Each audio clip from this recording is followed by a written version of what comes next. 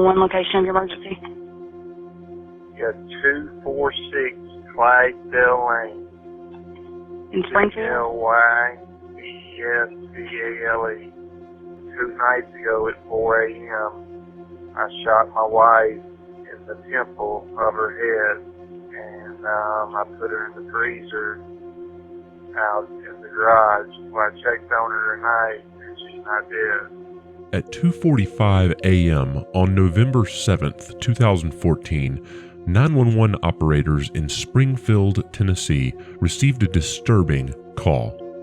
Joseph Parker, a 45-year-old father and husband, calmly explains in horrific detail what he had done.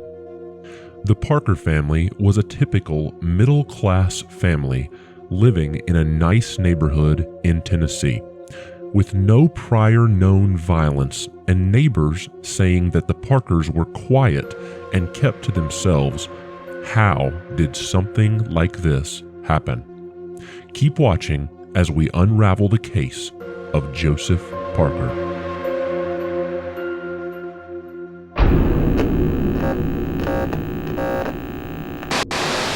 Hi, I'm Hallow.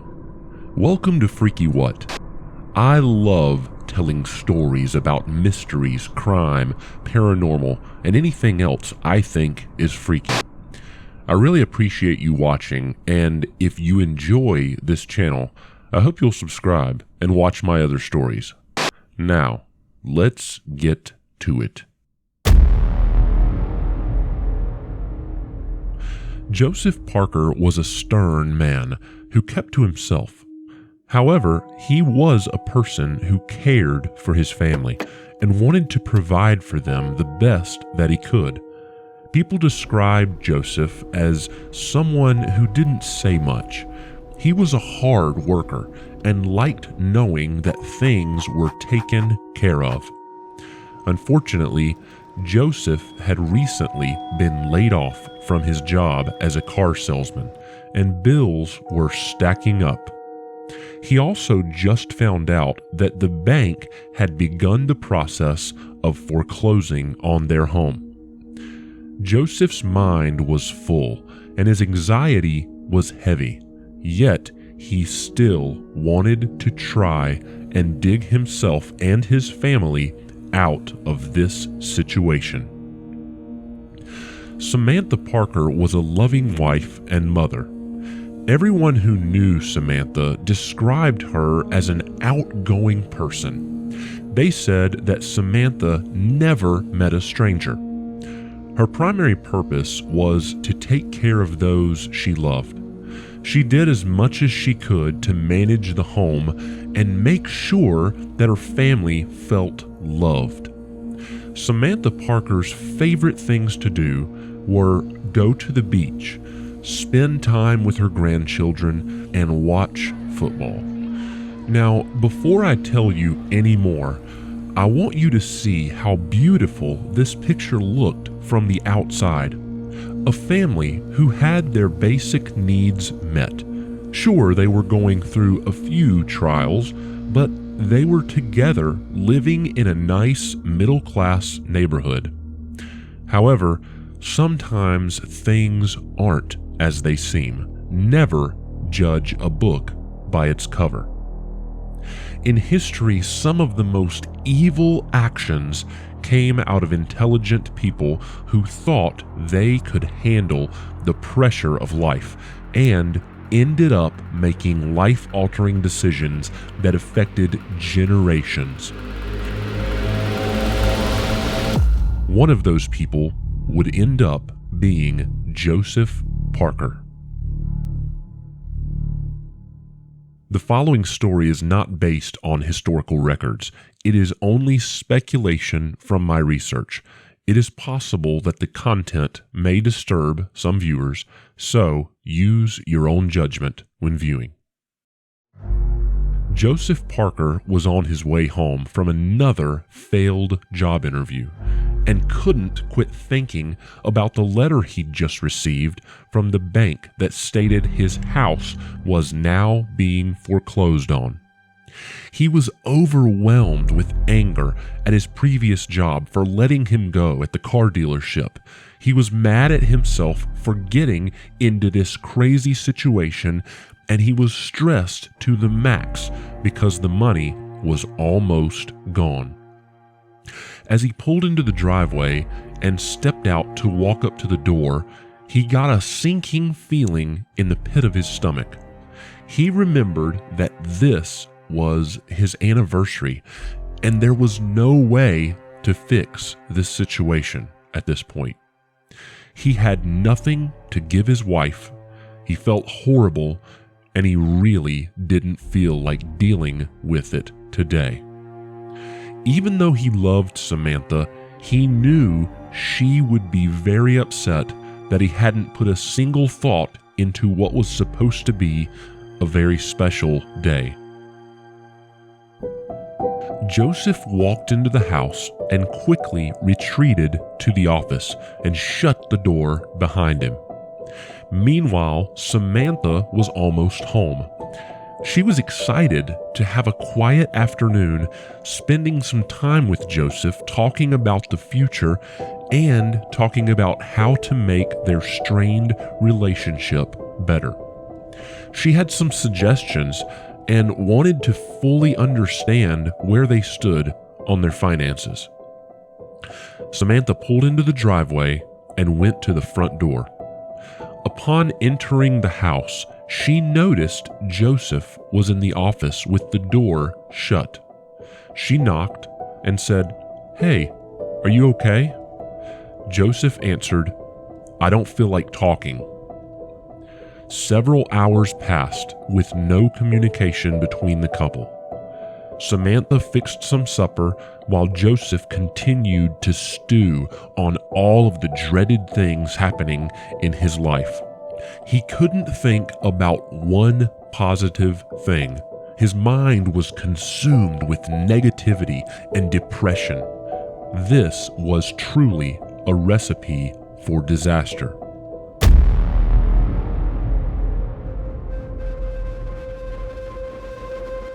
With very little communication all day, a brutal argument erupted between Joseph and Samantha. Joseph had been thinking about how horrible life was, and Samantha had been going over and over how much her husband didn't seem to care one bit about their anniversary or anything else. Both Joseph and Samantha began yelling about the foreclosure and how neither of them tried hard enough to prevent it. They went back and forth. Joseph blamed Samantha for allowing all of the weight to fall on him, and Samantha blamed Joseph for not paying any attention to her or the relationship, and the fight took a dark turn.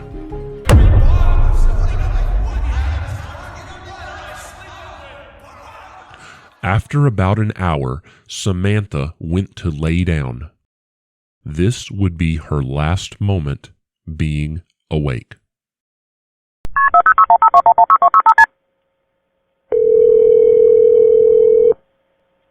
Now, one location of your emergency.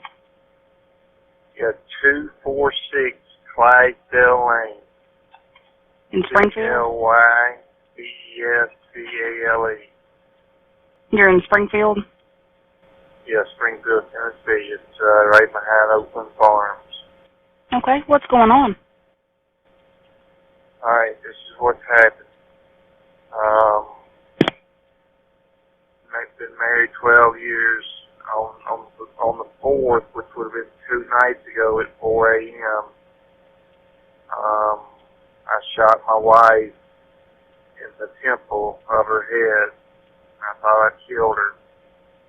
And I put her in the freezer out in the garage. Well, I checked on her tonight, and she's not dead. She's got a big hole in the temple of her head. And body moved around in there. I think I broke her wrist. You know, she was frozen from being in the thing. She's been in the thing 48 hours now. This is no prank call. I need somebody to get out there and help her. I've cleared the premises. I've got away. You know, I'm not going to be there. But I promise you this is a legit call, and I need somebody to get out there and help her, because I still love her. It's hard to believe that after that, you know, but, you know, I need to get somebody out there to help her. Okay, what happened that caused you to do that? It's a long story. Don't want to get into it. Just want to get into getting somebody out there to help her.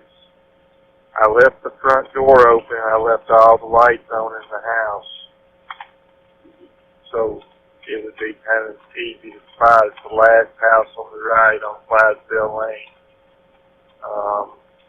But I left the front door open, and she's in the garage. You go through the kitchen to get into the garage, and you'll see her once you get in the garage. And she's a mess. She can't talk. I could give her to blink. Blink once means yes. Blink twice means no. And so I told her, I'm going to go around the road 10, 15 miles. I'm going to call 911 and get you some help out here. I thought she'd been dead 2 days, and when I checked on her, she was still alive. She's been frozen for 2 days. She's frozen solid. It's amazing she's still alive. She's got a big hole in the temple of her head. I shot her with a .38 caliber. What is her name? Samantha Parker. She a white female? Yes. How old is she? 43 years old. And how long ago did you leave there? An hour ago. And that's the last time you saw her? Yes, that's the last time I saw her. And she was still in the garage? Yes, she's still in the garage. I made her as comfortable as I could make her. She tried to drink a little water. She's in bad shape.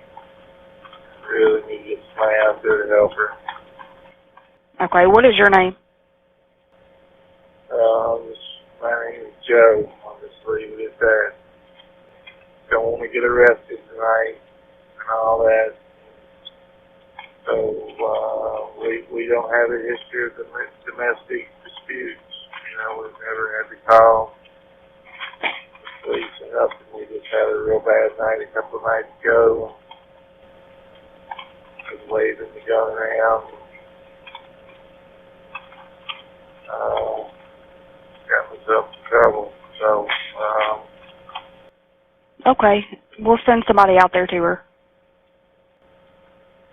So please, you know, I love her. I still love her. You know, I've loved her every day I've been married to her. Okay, we'll send somebody out there. All right, what was your first name? I'm not going to give you my name, sir. Okay, that's fine. Hey, make a note on there. I left the front door open, and all the lights are on. Okay. We'll send somebody out there. Okay. Thank you. Police rushed to the home of Joseph and Samantha Parker at 246 Clydesdale Lane in Springfield, Tennessee. When they entered the home, it was unusually clean. In fact, one detective called it real estate clean. They made their way into the garage and found the partially dismembered body of Samantha Parker stuffed inside a freezer that was partially open. Samantha had been deceased for days.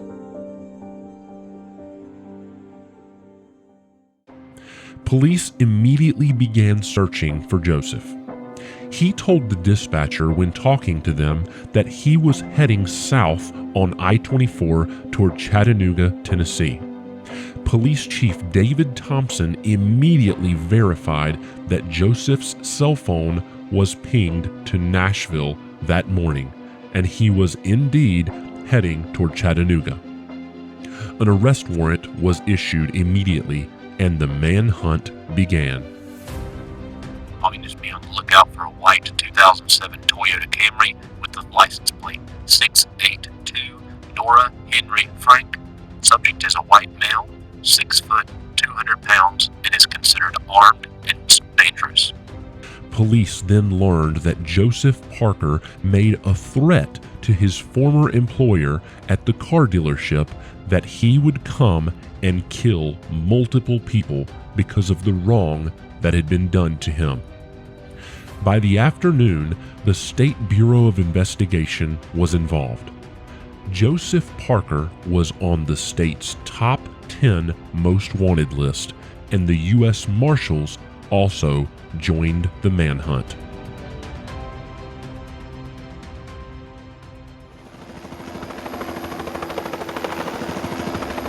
At 3:24 p.m., a Metro Nashville police helicopter located Joseph's car near the 120-mile marker and started following him to inform all agencies on the ground. They stayed back so they could plan a stop and takedown. As time went on, Joseph Parker began to notice that he was being followed and started to mentally break down, as he knew his freedom was very limited. At 4:29 p.m., Parker stopped his car on the side of Highway I-65 in Kentucky, around mile marker 7.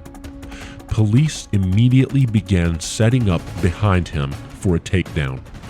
Officers stopped traffic on the highway and prepared for a long negotiation. Suddenly, everyone heard a gunshot. As officers slowly approached the vehicle, it was apparent that Joseph Parker was deceased by his own doing. Neither the autopsy report on Samantha Parker or the toxicology report performed on Joseph Parker were made public. Little was said about this case to the public before it was closed in 2014. We'll probably never know what switch went off in Joseph's head that told him it was time to do horrific things that most people cannot even conceive. How did he get to such a point that he didn't care what happened to his wife or himself? I would love to know your opinion about this case and how it happened. Thank you so much for watching today, sharing, and commenting. I couldn't do this without you, and I really appreciate it. Don't forget to subscribe. I'll see you again soon.